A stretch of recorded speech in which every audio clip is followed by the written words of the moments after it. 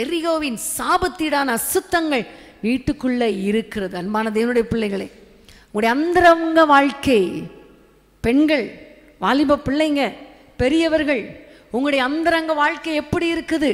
வெளியே பார்க்கும்போது கூடாரம் நல்லா இருக்குது, ஆனா உள்ள அந்த கூடாரத்துக்கு அடியில என்னென்ன காரியங்கள் உங்களுடைய வீட்டில் இருக்குது கொஞ்சம் யோசித்து பாருங்க. உங்களுடைய உள்ளத்துக்கு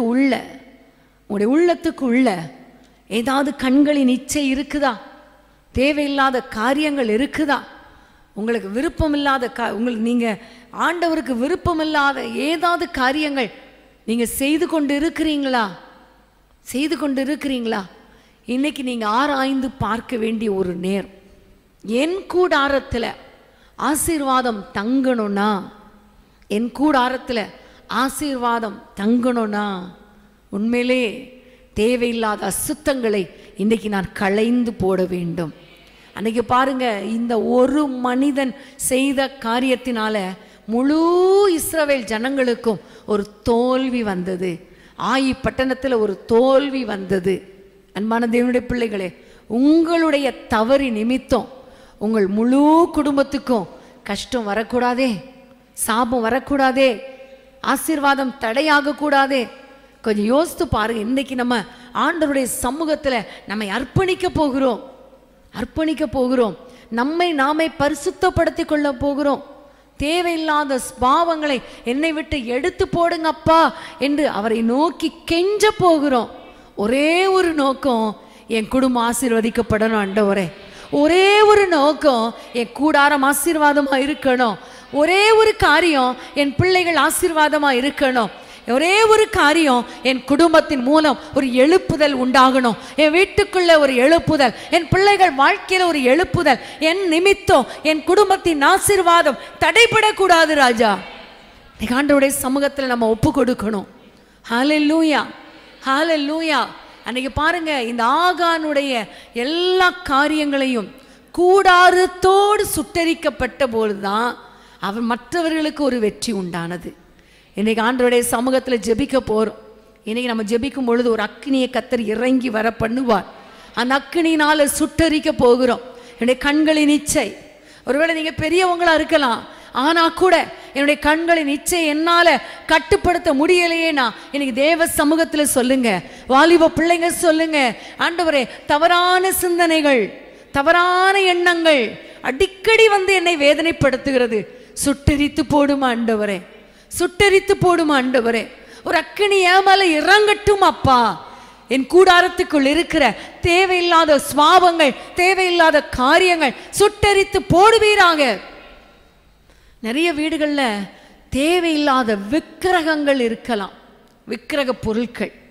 நீங்கள் ஏற்கனவே ஆண்டவரை தேடி மற்ற நீங்கள் மதங்களிலிருந்து வந்திருக்கலாம், ஆனால் தேவையில்லாத சுரூபங்கள், தேவையில்லாத விக்கிரகங்கள் வீட்டில் இருந்துச்சுன்னா இன்னைக்கு நீங்கள் அதை தூக்கி போடணும். ஆமேன். ஆண்டவரிடத்தில் கேளுங்க, எனக்கே தெரியாமல் ஏதாவது ஒரு பொருள் இருந்தால் அது எனக்கு காட்டுங்கப்பா, நான் அதை தூக்கி போட்டுறணும். அதே மாதிரி பார்த்தீங்கன்னா, இவளுடைய பொருட்கள் மேலே ஒரு ஆசை. இந்த ஆகானுக்கு என்ன?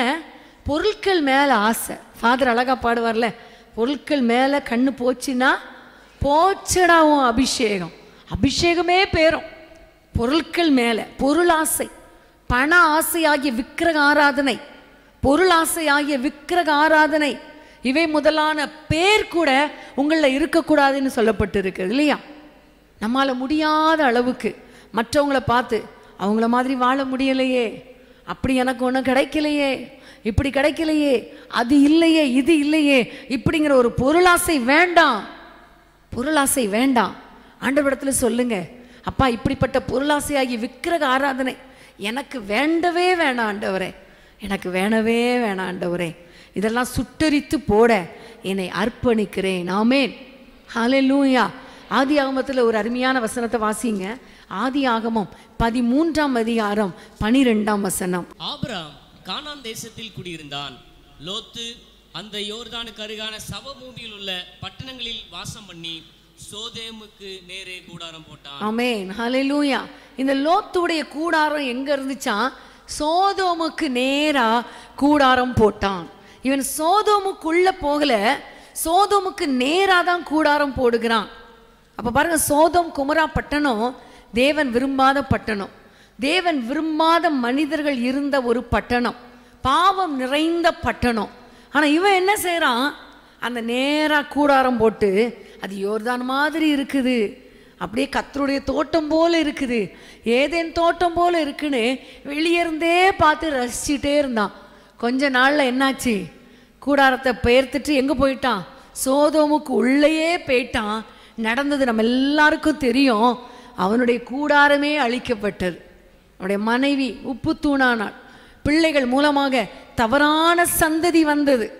அன்பான தேவனுடைய பிள்ளைகளே, நம்ம எதற்கு நேராக கூடாரம் போட்டிருக்கோம்? உலக ஆசா பாசங்களை பார்த்து கொண்டு இருக்கிறோமா? சிற்றின்பங்களை பார்த்து கொண்டு இருக்கிறோமா? நம்ம பாவம் செய்யலைன்னா கூட பாவமான காரியங்களை பார்த்து ரசித்து கொண்டு இருக்கிறோமா? இதையும் ஆண்டவர் விரும்ப மாட்டார். தேவையில்லாத சீரியல், தேவையில்லாத டிவி நாடகங்கள், நம்ம சினிமா, இதெல்லாம் பார்த்து ரசிக்கிறது எதற்கு அடையாளம் தெரியுமா? சோதோமுக்கு நேராக கூடாரம் போட்டு கொண்டு இருக்கிறது.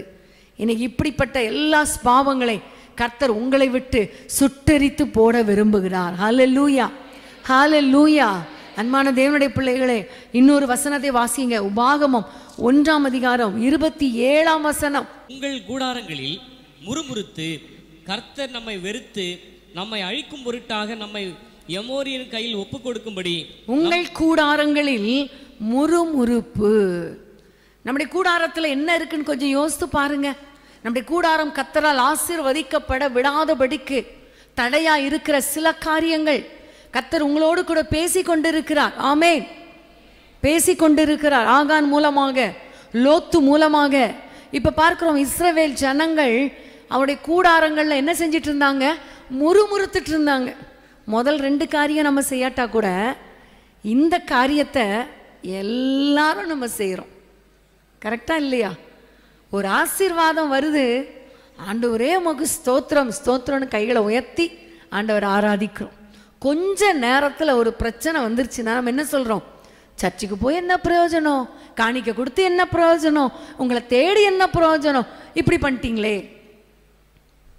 எல்லாரும், இன்க்ளூடிங் மீ, எல்லாரும் சேர்ந்து சொல்கிறேன், இன்னைக்கு ஆண்டவர் நம்முடைய கூடாரத்தை ஆசீர்வதிப்பதற்கு தடையா இருப்பது முறுமுறுப்பு.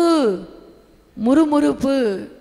அன்னைக்கு ஆண்டவர் சொல்லுகிறார், நீங்கள் முறுமுறுத்தீர்கள், வீட்டு வாசல்ல கூடாரத்தில் இருந்து முறுமுறுத்தீர்கள். ஆண்டவர் சொல்லுகிறார். இந்த சம்பவம் உபாகமத்தில் மோசே சொல்லி கொண்டு வருகிறார். ஆனால் இது எங்கே நடந்ததுன்னு பார்த்தீங்கன்னா, என்னாகமம் 13ஆம் அதிகாரத்தில் ஆண்டவர் சொல்லுகிறார், உங்களுக்கு ஒரு வாக்குத்தத்தம் பண்ணப்பட்ட கானான் தேசத்தை தருவேன், அதை போய் சோதித்து பாருங்கள் என்று சொல்லி 12 பேர் போய் சோதித்து பார்த்துட்டாங்க. 10 பேர் என்ன சொன்னாங்க, ராங் ரிப்போர்ட் கொடுத்தாங்க, நெகட்டிவாக கொடுத்தாங்க. 2 பேர் மாத்திரம்தான் சொன்னாங்க, யோசுவாவும் காலேபும், கர்த்தர் நம்மேல் பிரியமாயிருந்தால் கர்த்தர் அந்த தேசத்தை நமக்கு தருவார். இந்த 10 பேர் என்ன சொன்னாங்க தெரியுமா, நாங்கள் போயிட்டு வந்த தேசம் நல்ல தேசம்தான், அதில் ஒன்றும் தப்பு இல்லை, பாலும் தேனும் ஓடுகிற தேசம்தான், அதுலேயும் மாற்றம் இல்லை. பெரிய ஒரு திராட்சை கொலையை, மாதுளம்பழத்தை தூக்கிட்டு வராங்க. திராட்சை கொலையை 2 பேர் தூக்கிட்டு வந்தாங்கன்னா எப்படி இருக்கும், எவ்வளோ பெரிய கொலை பாருங்க. அதனுடைய கனிகள் எல்லாம் இருக்குது, எல்லாம் சரிதான். ஆனா அங்க யார் இருக்கா, ஏனாக்கியரின் பட்டணத்தார் குமாரர்கள் இருக்கிறாங்க, ராட்சசர்கள் அங்க இருக்கிறாங்க. இவருடைய கண்கள் கர்த்தர் கொடுத்த தேசத்தை, ஆசீர்வாதத்தை, வாக்குத்தத்தத்தை பார்த்தாலும் இன்னொரு பக்கம் சூழ்நிலையை பார்த்ததுனால தான் அவர்களுக்குள்ளே ஒரு முறுமுறுப்பு வந்தது. அன்பான தேவனுடைய பிள்ளைகளே, இன்னைக்கு கர்த்தர் நம்முடைய குடும்பத்தை ஆசீர்வதிக்க சித்தம் வைத்திருக்கிறார். நம்முடைய குடும்பத்தில் சமாதானத்தை கட்டளையிடுவார். கர்த்தர் நம்முடைய கூடாரத்தை முன் போல ஆசீர்வதிப்பார், அல்லது நம்முடைய கூடாரத்தை பெயர்த்து கொண்டு போய் பாலும் தேனும் ஓடுகிற அந்த ஆசீர்வாதமான தேசத்துக்கு நம்மை கொண்டு போய் சேர்ப்பார், எந்த சந்தேகமும் இல்லை. ஆனால் சூழ்நிலையை பார்க்கும் பொழுது நம்ம முறுமுறுத்துறோமே. இன்னைக்கு ஆண்டவர் இதை விரும்புவதே இல்லை. பாருங்க, அவங்க முறுமுறுத்ததுனால என்ன நடந்துச்சு, 40 நாளையில் அவங்க போய் சோதிச்சுட்டு திரும்பி வந்துட்டாங்க. 40 நாளில் நடக்க வேண்டிய, அடைந்து கொள்ள வேண்டிய ஆசீர்வாதம் எத்தனை வருஷமாச்சு, 40 years. ஆமென். அப்போ முறுமுறுப்பு என்ன ஆகும்? நாளை வருஷமாக்கிறோம். ஆசீர்வாதம் என்னவோ நமக்கு உண்டு தான். ஆனால் நம்முடைய முறுமுறுப்பு அந்த ஆசீர்வாதத்தை அனுபவிப்பதை தடை செய்யும், லேட் ஆக்கும், தாமதமாச்சேன்னு அழுறதுல அர்த்தம் இல்லை. ஏன் தாமதமாச்சு? நம்முடைய வாயின் வார்த்தைகள், முறுமுறுப்புகள். ஆமே, இன்னைக்கு எத்தனை பேர் முறுமுறுப்போடு நீங்கள் வந்திருக்கிறீங்க? கையெல்லாம் தூக்க சொல்லலை, எல்லாருமே முறுமுறுப்போடு தான் வந்திருப்போம்.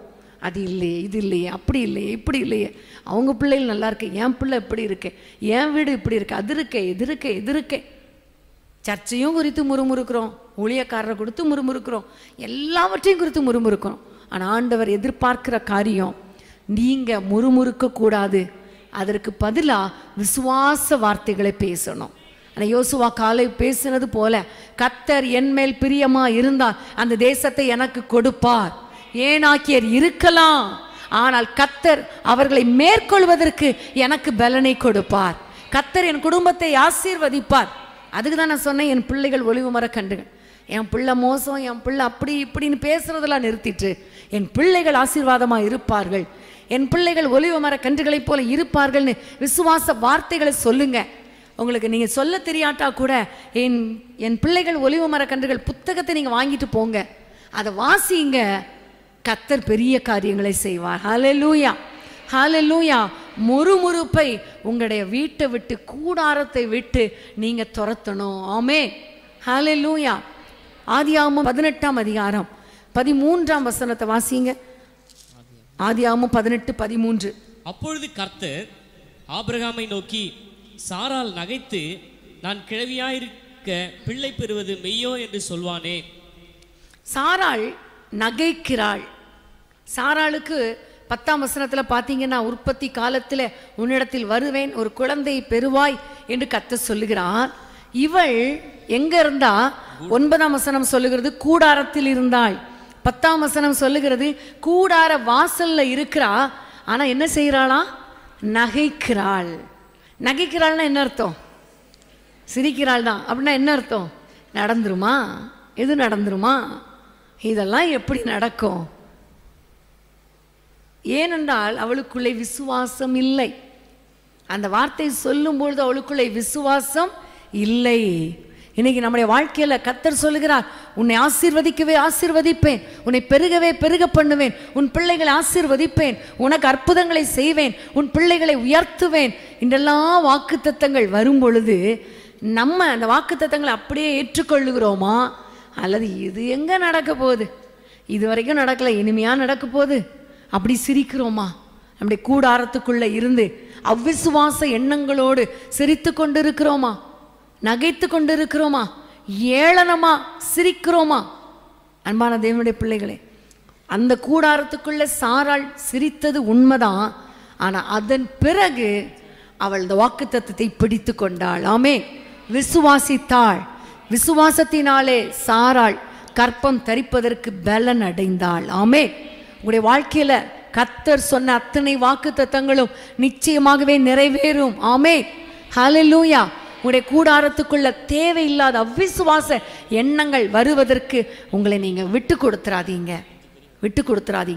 கூடாரத்துக்குள்ள அவ்விசுவாசம் வரவே கூடாது. ஆமென். என்னாகமம் 16ஆம் அதிகாரம் 27ஆம் வசனத்தை வாசிங்க. என்னாகமம் 16:27. அப்படியே அவர்கள் கோராகு, தாத்தான், அபிராம் என்பவருடைய வாசஸ்தலத்தை விட்டு விலகி போனார்கள். தாத்தானும் அபிராமும் வெளியே வந்து தங்கள் பெண்ஜாதிகள், பிள்ளைகள், குழந்தைகளோடும் தங்கள் கூடார வாசலிலே நின்றார்கள். 32ஆம் வசனம். பூமி தன் வாயை திறந்து அவர்களையும் அவர்கள் வீடுகளையும், கோராகுக்குரிய எல்லா மனிதரையும், அவர்களுக்கு உண்டான சகல பொருள்களையும் விழுங்கி போட்டது. ஆமே, நீங்க நம்ம எல்லாருக்கும் தெரியும், கோராகு, தாத்தான், அபிராம் என்ற எல்லாரும், ரூபன் கோத்திரரும் லேவி கோத்திரரும், இந்த 3 பிள்ளைகளும் 3 மனிதர்களும் சேர்ந்து மோசேக்கு விரோதமாக அவர்கள் முறுமுறுத்தார்கள். கூடாரத்தின் வாசல்ல முறுமுறுத்தார்கள். கர்த்தர் என்ன செய்தார் உங்கள் எல்லாருக்கும் தெரியும். அவனையும் அவனுக்கு உண்டான யாவற்றையும், அவனுடைய கூடாரம் முழுவதையும் பூமி பிளந்து உள்ள போயிட்டாங்க. அன்பான தேவனுடைய பிள்ளைகளே, உங்களுடைய கூடாரத்தில் ஊழியக்காரர்களுக்கு விரோதமா பேசுறீங்களா? பேசலன்னு யாருமே சொல்ல முடியாது. நம்ம பேசுறோம். நம்முடைய கூடாரத்தில் ஆசீர்வாதம் வராததுக்கு காரணம் என்ன? ஊழியக்காரர்களுக்கு விரோதமாக முறுமுறுப்பு. ஆண்டவர் சொல்லுகிறார், உங்கள் கூடாரத்தில் ஆசீர்வாதம் உண்டாகும்படிக்கு பிசைந்த மாவுல முதல் பகுதியை ஆசாரியனுக்கு கொண்டு கொடுன்னு சொல்லப்பட்டிருக்கிறது. ஆனா நம்ம என்ன சொல்றோம்? காணிக்கை கொடுத்து என்ன பண்றது? அவங்க தான் நல்லா இருக்காங்க, அவங்க தான் ஜாலியா இருக்காங்க, அந்த எங்களுடைய காணிக்கையை வச்சு என்னெல்லாம் செய்யறாங்களோ தெரியலையே. காணிக்கை கொடுக்கறது ஒரு பக்கம், பின்னாடி வந்து பேசுறது ஒரு பக்கம். இந்த ஊழியக்காரருக்கு விரோதமா பேசுகிறது இன்னைக்கு நீங்க ஸ்டாப் பண்ணிருங்க. ஆமென். வேதத்தை பாருங்க, மோசேக்கு விரோதமா பேசின அந்த குடும்பம் கூடார வாசல்ல பேசுறாங்க. கூடாரமே என்ன ஆயிடுச்சு? அழிஞ்சு போச்சு. நம்ம குடும்பம் ஆசீர்வாதத்தை அனுபவிக்க விடாதபடிக்கு அழிவுக்கு நேரா போகுதுன்னா உங்களுடைய தவறான வார்த்தைகள், ஊழியக்காரருக்கு விரோதமாய் பேசுகிற வார்த்தைகள், உங்களுடைய சொந்த போதகருக்கு விரோதமா பேசுகிற வார்த்தைகள், ஊழியத்தில் தேவன் எழுப்பி இருக்கிற ஊழியக்காரர்களுக்கு விரோதமாக பேசுகிற வார்த்தைகள், அவங்க இப்படி இவங்க இப்படி, அவங்க பேசுகிற வார்த்தை இப்படி, பிரசங்கம் இப்படி, நடக்கிற இப்படி, அவங்க பிள்ளைகள் இப்படி, அவங்க போகிற போக்கென்ன, இதெல்லாம் பேசாதீங்க. கர்த்தர் அவங்கள பார்த்து கொள்வார். நீங்கள் செய்ய வேண்டியது ஊழியக்காரர் கொடுக்க வேண்டிய கனத்தை கொடுங்க, ஊழியக்காரர் கொடுக்க வேண்டிய உங்களுடைய ஆசீர்வாதத்தை கொடுங்க, உங்களுடைய வீட்டை திறந்து கொடுங்க. கர்த்தர் உங்களை ஆசீர்வதிப்பார். ஆமே. உங்களுடைய கூடாரத்தை ஆசீர்வாதம் ஏன் தடைப்பட்டு இருக்கிறது? தேவையில்லாத வார்த்தைகள் ஊழியக்காரருக்கு விரோதமாக. இன்னைக்கு நீங்க உங்களுடைய கூடாரத்துக்குள்ள நீங்க பேசுற ஒவ்வொரு வார்த்தையும் கர்த்தர் கேட்கிறார். ஆமே. ஹல்லேலூயா, ஹல்லேலூயா. இன்னைக்கு ஆண்டவர் உங்கள் கூடாரத்தை, உங்களுடைய குடும்பத்தை ஆசீர்வதிக்க வேண்டுமானால் உங்களுடைய பாளையம் முழுவதும் எப்படி இருக்கணும்? பரிசுத்தமாய் இருக்கணும். ஹல்லேலூயா, ஹல்லேலூயா. ஒரே ஒரு வசனத்தை வாசித்து நம்ம ஜெபிக்க போறோம். ஆமோஸ் தீர்க்க தரிசன புத்தகம் 9ஆம் அதிகாரம் 12ஆம் வசனம். ஆமோஸ் 9:12. அந்நாளிலே விழுந்து போன தாவீதின் கூடாரத்தை நான் திரும்பவும் எடுப்பித்து அதன் திறப்புகளை அடைத்து அதில் பழுதாய் போனதை சீர்படுத்தி பூர்வ நாட்களில் இருந்தது போல அதை ஸ்தாபிப்பேன் என்று இதை செய்ய சொல்லுகிறார். ஹல்லேலூயா. இன்னைக்கு கர்த்தர் உங்களுக்கு கொடுக்கிற வாக்குத்தத்தம் என்ன தெரியுமா? ஒருவேளை உங்களுடைய கூடாரத்துக்குள்ள முறுமுறுப்புனால, அவிசுவாசத்தினால, தவறான பண ஆசையினால, இச்சையினால, அல்லது ஊழியர்களுக்கு விரோதமாய் பேசுனதுனால கர்த்தருடைய ஆசீர்வாதம் நம்முடைய குடும்பத்துல தங்காமல் எல்லாம் போயிருக்கலாம், வீணாய் போயிருக்கலாம், குடும்பம் விழுந்து போயிருக்கலாம், குடும்பம் கஷ்டப்பட்டு கொண்டிருக்கலாம். ஆனால் ஆண்டவர் இன்னைக்கு சொல்லுகிற வார்த்தை, விழுந்து போன தாவீதின் கூடாரத்தை திரும்பவும் எடுப்பித்து அதில் இருக்கிற திறப்புகளை அடைத்து பழுதாய் போனவைகளை சீர்படுத்தி பூர்வ நாட்களில் இருந்தது போல உங்கள் குடும்பத்தை ஸ்தாபிப்பேன் என்று கர்த்தர் சொல்லுகிறார். உங்களை நாட்டுவார், உங்களை பிடுங்கி போடுவதில்லை, உங்களை சீர்படுத்துவார், உங்களை ஸ்தாபிப்பார், உங்களுடைய வாழ்க்கையை ஆசீர்வதிப்பார், திரும்பவும் கட்டி எழுப்புவார். ஒருவேளை உங்களுடைய குடும்ப வாழ்க்கை அழிக்கப்பட்டு இடிக்கப்பட்டு விழுந்து போய் கிடக்கலாம், கணவன் மனைவி கிடையே பிரச்சனையினால பிரிந்து போய் இருக்கலாம். ஆனா கர்த்தர் இன்னைக்கு சொல்லுகிற காரியம், திரும்பவும் உங்களுடைய வீட்டை, உங்களுடைய கூடாரத்தை எடுப்பித்து திறப்புகளை அடைத்து பழுதானவைகளை சீர்படுத்தி உங்களை முன் போல உங்களை ஸ்தாபிப்பார். ஆமே. எல்லாரும் எழுந்து நிற்போமா? நம்முடைய குடும்பத்தை ஆசீர்வதிக்கிற ஒரு நேரம், உங்களுடைய குடும்பத்தில் இருக்கிற தேவையில்லாத காரியங்களை அழித்து போடுகிற ஒரு நேரம், ஒரு அக்கினி இறங்கி வந்து உங்களை பரிசுத்தப்படுத்துகிற ஒரு நேரம், உங்களுடைய குடும்பத்தை ஆசீர்வதிக்கிற ஒரு நேரம். ஹல்லேலூயா, ஹல்லேலூயா. இந்த வாக்குத்தத்தத்தை மறந்துடாதீங்க. விழுந்து போன தாவீதின் கூடாரத்தை திரும்ப எடுக்கிறது போல நீங்க தாவீதின் சந்ததியாகிய இயேசுவின் சந்ததி, இயேசுவின் பிள்ளைகள். ஆகவே உங்கள் கூடாரத்தை கர்த்தர் திரும்பவும் மறுபடியும் கட்டி எழுப்ப கர்த்தர் விரும்புகிறார். உன்னுடைய குடும்பத்தை மறுபடியும் ஸ்தாபிக்க விரும்புகிறார். உன்னுடைய குடும்பத்திலே சமாதானத்தை கொடுக்க விரும்புகிறார். உன்னுடைய குடும்பத்தை வழிநடத்த விரும்புகிறார். கர்த்தர் உன்னுடைய குடும்பத்திலே ஆசீர்வாதத்தை கட்டளையிட்டு சத்ருவின் கிரியைகளை அழிக்க விரும்புகிறார். ரீபா லாபா ஷாபா லாபா. இணையதளத்தில் எங்களோடு கூட இணைந்திருக்கிற உங்கள் குடும்பத்தையும் கர்த்தர் திரும்பவும் எழுப்புவார், திரும்பவும் கட்டி எழுப்புவார், திரும்பவும் சீர்படுத்துவார். திரும்பவும் பழுதானவைகளை திறப்புகளை அடைத்து கர்த்தர் முன் போல உங்கள் குடும்பத்தை நாட்டுவார். உங்களை பிடுங்கி போடுவதில்லை, உங்களை ஸ்தாபிப்பார். ரீபா லாபா ஷந்தலபா. உமக்கு ஸ்தோத்திரம் ஆண்டவரே, உமக்கு நன்றி தகப்பனே, உமக்கு நன்றி தகப்பனே. ஆனா எப்பொழுது கர்த்தர் நம்மை ஸ்தாபிப்பார், எப்பொழுது கர்த்தர் நம்மை சீர்படுத்துவார்? ஆண்டவருடைய இரத்தத்தினால கழுவப்பட உங்களை அர்ப்பணிப்பீர்களா? தேவையில்லாத அசுத்த எண்ணங்களை என்னை விட்டு எடுத்து போடுங்கப்பான்னு சொல்லுங்க. தேவையில்லாத காரியங்கள், தேவையில்லாத ஸ்பாவங்கள், தேவையில்லாத பேச்சுக்கள் என்னை விட்டு எடுத்து போடுங்க ராஜா.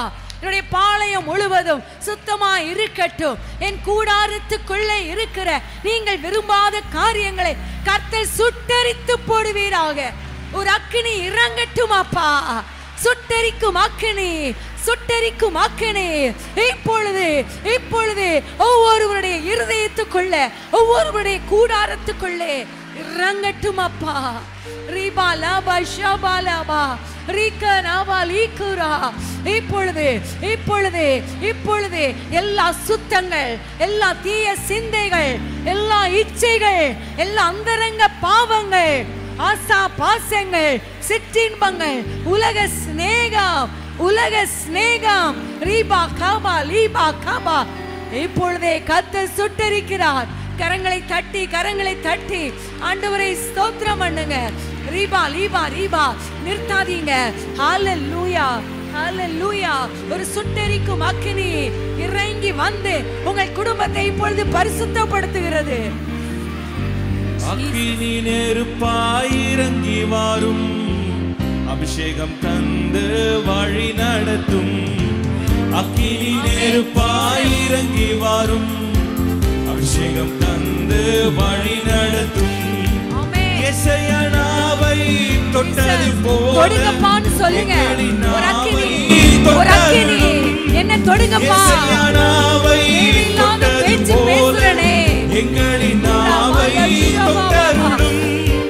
யாரை நான் அனுப்புவேன் என்று சொன்னீரே, யாரை நான் அனுப்புவேன் என்று சொன்னீரே. எங்களை அனுப்பும் தேசத்திற்கு, எங்களை அனுப்பும் தேசத்திற்கு. அக்கினி நெருப்பாய் இறங்கி வாரும், அபிஷேகம் தந்து வழி நடத்தும். அக்கினி நெருப்பாய் இறங்கி வாரும், அபிஷேகம் தந்து வழி நடத்தும். முச்செடி நடுவே தோன்றி நீரே, மோசே அழைத்து பேசினீரே. முச்செடி நடுவே தோன்றி நீரே, மோசேயை அழைத்து பேசினீரே. எகிப்து தேசத்துக்கு கூட்டி சென்றீரே, எகிப்து தேசத்துக்கு கூட்டி சென்றீரே. எங்களை நிரப்பி பயன்பட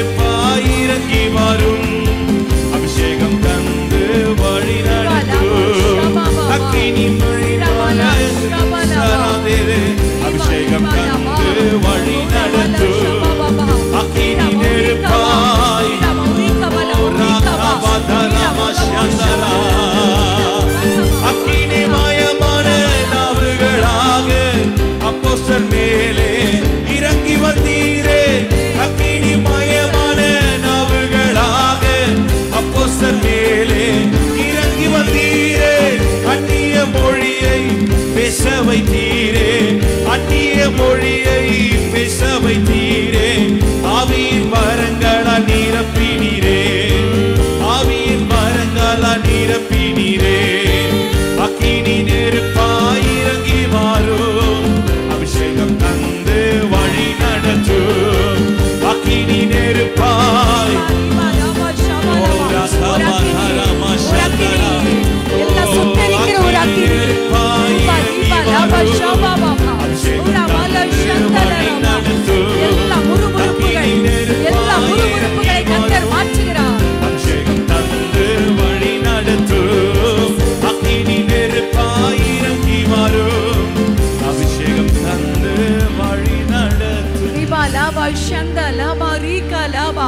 ஒரு விசேஷித்த ஒரு அக்கினி, ஒரு விசேஷித்த ஒரு வல்லமை, எல்லா கிரியைகளை அழிக்கிற ஒரு வல்லமை, ஒரு சுட்டரிக்கிற வல்லமை உங்களுடைய சிந்தைகள், உங்களுடைய ஆவி ஆத்துமா சரீரத்துல இறங்கி இருக்கிறது. ஒரு பரிசுத்தப்படுத்துகிற ஒரு அக்கினி, ஒரு பரிசுத்தப்படுத்துகிற அக்கினி. முறுமுறுப்புகள், அவிசுவாச வார்த்தைகள், ஊழியக்காரர்களுக்கு விரோதமாய் பேசின காரியங்கள் எல்லாவற்றையும் சுட்டரித்து போட்டு இருக்கிறது. ஒரு பரிசுத்தப்படுத்துகிற அக்கினி, ஒரு பரிசுத்த அக்கினி, ஒரு பரிசுத்த அக்கினி. Thank you Lord, உமக்கு நன்றி. ஆவியானவரே உமக்கு நன்றி.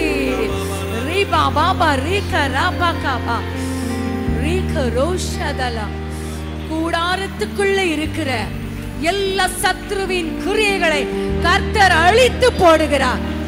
யாக்கோபுக்கு விரோதமான மந்திரவாதம் இல்லை, இஸ்ரவேலுக்கு விரோதமான குறி சொல்லுதல் இல்லை. எல்லா மந்திரவாத ஆவிகள், எல்லா பிரச்சனைகள், பில்லி சூனிய கட்டுகள் உடைக்கப்படுகிறது, இப்பொழுதே சுட்டரிக்கப்படுகிறது. ரீஹா ராபா லீபா காபா. குடும்பத்தின் ஆசீர்வாதத்திற்கு தடையாயிருக்கிற எல்லா சத்ருவின் கிரியைகள் அழிக்கப்படுகிறது, அழிக்கப்படுகிறது, சுட்டரிக்கப்படுகிறது. கரங்களை தட்டி ஆண்டவரே நன்றியோடு ஸ்தோத்திரம் பண்ணுவோமா? ஸ்தோத்திரம் ஆண்டவரே. ரீபா லாபா ஷாபா லாபா ஹோரி கரபலபா. தேவையில்லாத பாவங்களை கர்த்தர் உங்களை விட்டு நீக்கிட்டார். தேவையில்லாத காரியங்கள், தேவையில்லாத வார்த்தைகள் இனி உங்க வாயிலிருந்து வரப்போவதில்லை. நீங்கள் முறுமுறுப்பதில்லை, நீங்கள் அவிசுவாச வார்த்தைகளை பேசுவதில்லை. அப்பா என்னை அர்ப்பணிக்கிறேன்னு சொல்லிருங்க. ஏசப்பா என்னை அர்ப்பணிச்சிட்டேன், என் வீட்டின் ஆசீர்வாதத்துக்கு தடை நான் தான் ஆண்டவரே, அதை ஒப்பு கொடுத்துட்டேன்னு நீங்க சொல்லிட்டீங்க இல்லையா? கர்த்தர் மகிமையான காரியங்களை செய்ய போகிறார். உங்கள் கூடாரத்தை நீங்கள் பார்க்கும் பொழுது சமாதானத்தை கர்த்தர் கட்டளையிடுவார். எல்லை முழுவதும் சமாதானம், ஆசீர்வாதம். கர்த்தருடைய ஆசீர்வதிக்கும் கரம் உங்கள் மேல் நீட்டப்பட்டு இருக்கிறது. சத்ரு உங்கள் எல்லையில இனி வர முடியாது. சத்ரு உங்கள் எல்லையில இனி வர முடியாது. சத்ருவின் கிரியைகள் அழிக்கப்பட்டு விட்டது. ரபாலா வௌஷமா. அது மாத்திரமல்ல, கர்த்தருடைய மகிமையின் மேகம் உங்கள் கூடாரத்தில் எப்பொழுதும் தங்கி இருக்கும். அவருடைய வழி நடத்துதல், அவருடைய ஆசீர்வாதம், அவருடைய கிருபை, அவருடைய மாறாத பிரசன்னம், அந்த மேகம் உங்கள் கூடாரத்திலே தங்கி இருப்பதை காண்பீர்கள். ஆண்டவரே உமக்கு நன்றி. கர்த்தர் கொடுத்த வாக்குத்தத்தத்தின்படி இடிந்த குடும்பங்களை கர்த்தர் கட்டி எழுப்ப போகிறார். பிரிந்த குடும்பங்களை இணைக்க போகிறார். பிள்ளைகள் வழிதப்பி போயிருந்தாலும் கர்த்தர் அவர்களை திரும்பவும் கொண்டு வருவார், திரும்பவும் கொண்டு வருவார். குடிகார கணவனுடைய குடி பழக்கத்தில் ஒரு விடுதலையை தருவார். கற்பத்தின் கனி கர்த்தர் கொடுப்பார். திருமணம் நடக்கும். எதிர்காலம் ஆசீர்வாதமா இருக்கும். உங்கள் கூடாரம் சந்தோஷமா இருக்கும்.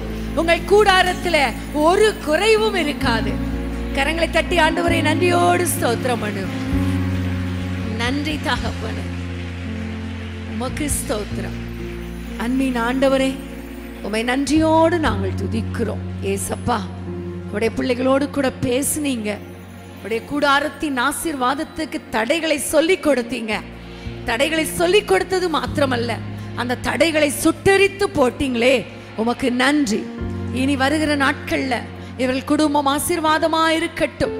திரும்பவும் அவர்களை ஆசீர்வதிப்பீராக, அவர்களை இருந்த இடத்துல ஸ்தாபிப்பீராக, அவர்களை நாட்டுவீராக, உயர்த்துவீராக, குடும்ப வாழ்க்கையை கட்டுவீராக.